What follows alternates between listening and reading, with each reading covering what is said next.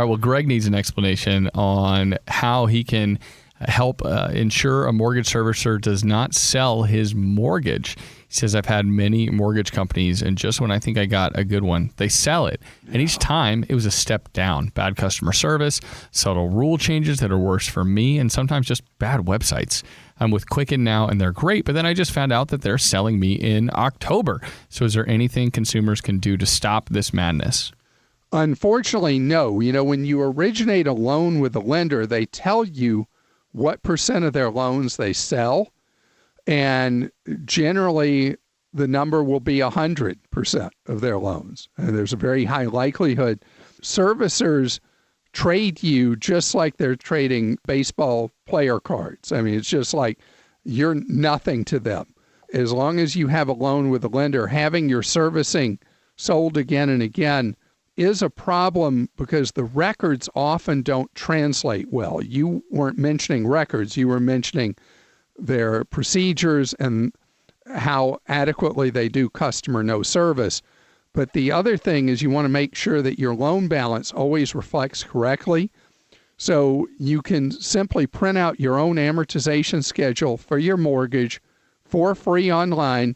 When servicing changes, you can make sure that the balance being reflected is as it should be, and not that a payment did not get credited, a payment or two get credited properly when the servicing rights changed.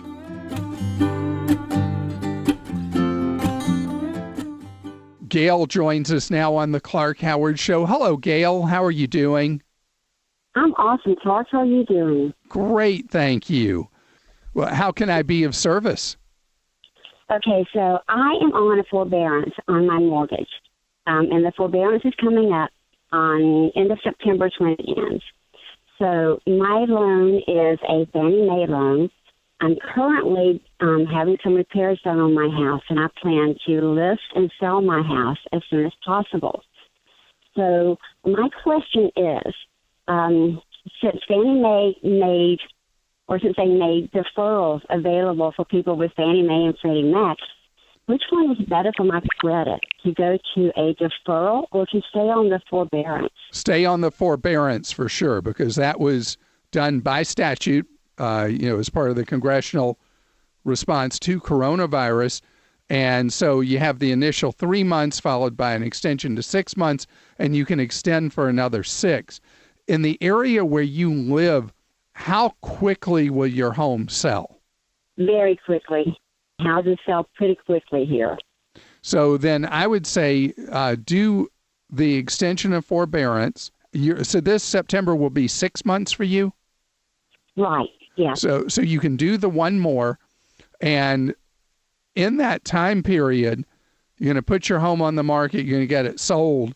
The good thing with the federally required forbearance is you're not reported as delinquent on credit reports. You go into anything else, you could end up with a delinquency on your credit, which you don't want, and it buys you time. And when the deal closes on selling your home, the money that was in forbearance, of course, has to be paid along with the remaining mortgage balance. And so that is a clean process in theory, and that should work out best for you. How long is it going to take you to get the home ready for sale? Probably another 3 weeks, I think. Oh, really short time. Yeah. Yeah. I mean, I've been working on it, and repairs and updates should be done really soon. So I should have it listed by, first week of September, I think. Okay, so you get it on the market. If you're right how strong the market is, you'll end up with the loan closed and you being out of there well within the time period of the additional extension of forbearance you will have requested. So that's awesome. That's the way I do it. And I wish you continued good health, and I hope that everything goes as smoothly as you anticipate on the sale of your home.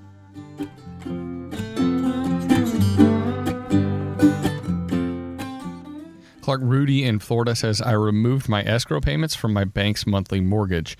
Each month, I set aside the taxes and insurance into an account that I manage. I'd like to know if there's a safe investment for this scenario that's better than a savings account or a 6 to 12 month CD. No, that one's really easy. You can't afford to put your escrow money at risk. And so you need to go in a plain, simple savings account, or the CDs is an alternative, as you mentioned. You're not going to earn today more than 1%, but it's still a 1% you'll earn that you wouldn't have had otherwise. The problem with any other strategy of investing by its nature, the meaning of the word investing, is you're putting money at risk to hopefully get a reward, which means you could also lose money doing that.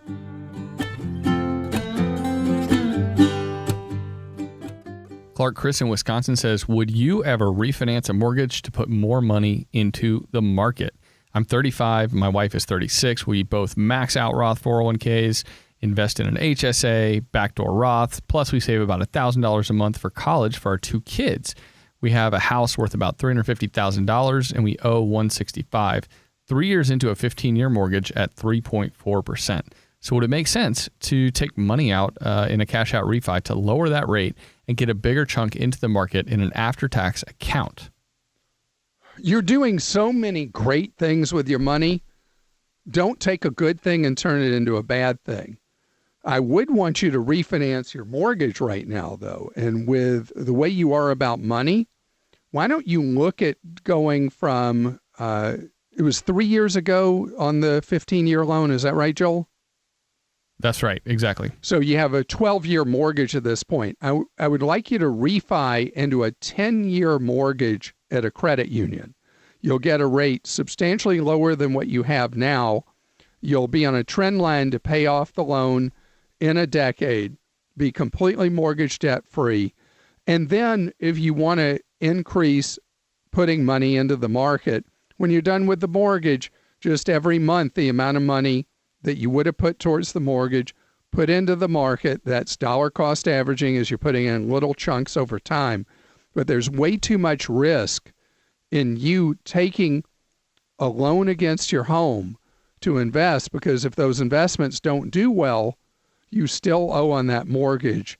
So steady as you go would be great.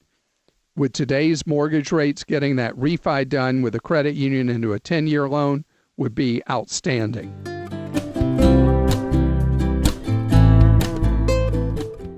Esperanza is with us on the Clark Howard Show. Hi, how are you doing? I'm doing great. How are you, Clark? Good, thank you. You want to run a mortgage riddle by me? I do. So we do have a mortgage that we refinanced about 6 years ago. We have a maturity date of 2034. We pay 4.5%, and we do the biweekly program to lessen the years and the interest that we pay, and that's really paid off to do that. And we don't intend to move from the house for any time soon. We also have a second mortgage that we're paying off with an 8.25% that actually ends in March of 2021. And we do pay $303 a month for that, which is a big chunk of change. And I was wondering, with the interest rates that we have right now, if it would be worth our refinancing the first mortgage and perhaps including the second mortgage along with that. Yes, potentially so. And I would have encouraged you to not do the biweekly that you're doing, and instead to have poured more money onto that second mortgage you have. But it is what you've been doing. So let's talk alternatives. So at 4.5%, you would be wise to look at doing a refi. You have approximately 14 years left. If you were to do a 15-year refinance right now, if your credit score and standing is good, your credit is good? Yes, sir, and my husband's as well. You're going to get a rate right now somewhere between 2.5% and 2.75%. So if you're at 4.5% now on the first, and you said the second was at what? 8.25. I see, didn't know at the time that second mortgages usually carry a higher rate. Yeah, second mortgages kill you because they're in second position, and many times if somebody is unable to pay, they just lose that money at the lender. So that's why you pay a higher rate. So in your case, it would be a great idea for you to refi both of those together into a straight out new 15-year fixed rate. And just shop it around. Are you a member of a credit union? I am not. So we kind of left that, and we strictly deal with, one of the big banks that you would probably want us to shy away from. Yeah, the giant monster mega banks. Yeah, don't even think about going to a giant monster mega bank for a mortgage. They're really expensive on mortgages. So go find another credit union and find a mortgage broker. That's somebody who can quote you from many different lenders, and look at doing that refi. I mean, in your case, you could even do a no closing cost refi, take a higher rate, like let's say 3.25%. You're still going to save a ton, taking that 4.5 and that 8.5 and putting them together into a new loan at a much, much lower rate. So best to you, go get shopping on it because the rates are so extremely good right now.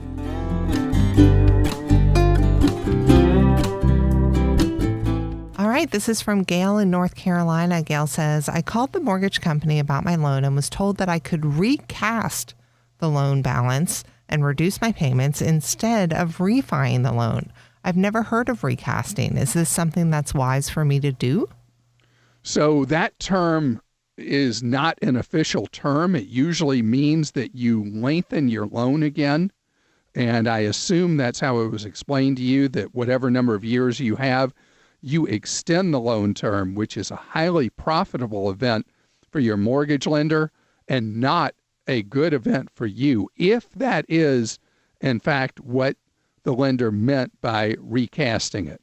So you'd have to know what they mean, and if that is what they mean, then ignore that and do a refinance into the ultra low interest rates that are available in the marketplace today. And if you are somewhere in your low 20s in years remaining on your loan, look at a 20-year loan, or if you can afford the payments, look at a 15-year loan. But don't go back into a new 30-year loan, because then again, you're paying many, many additional years. You take your life backwards from whatever number of years you have left back into a 30-year.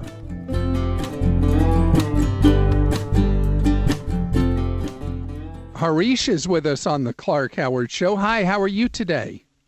I'm doing good, Clark. How are you doing? Great, thank you. You have a money dilemma that many people would love to have, don't you? Yes, it is. It is indeed a good problem to have. First of all, thank you very much for taking my call. Certainly. Being a big fan of the show and the podcast as well. Thank you. So what's your scoop financially? Because it sounds like you have really gotten your financial house solidly in order.